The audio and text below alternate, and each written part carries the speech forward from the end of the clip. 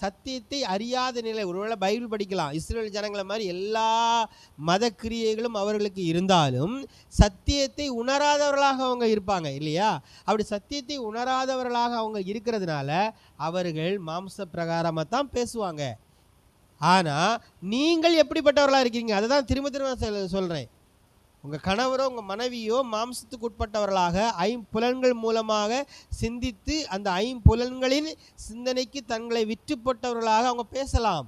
ஆனால் நீங்கள் எப்படிப்பட்டவர்களாக இருக்கிறீங்க? நீங்கள் யார்? 100% நீங்கள் ஆவிக்குரியவர்கள்.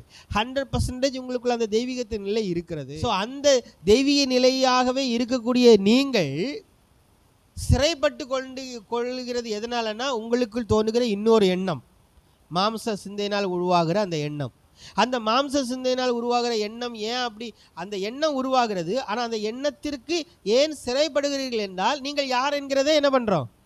உணராது இருக்கிறோம். நீங்கள் யார் என்கிறதை உணராத நிலையைத்தான் பைபிள பாவம் பாவம் பாவம்னு சொல்லுது. நீங்கள் உண்மையிலே யார் என்று சரியாக உணர்ந்தீர்கள் என்றால் அங்கே பொய் பேசுகிற நிலை வராது. அங்கே இந்த பைபிளில் சொல்லப்பட்டிருக்கிற மாம்சத்தின் கிரியைகள் வரவே வராது இல்லை.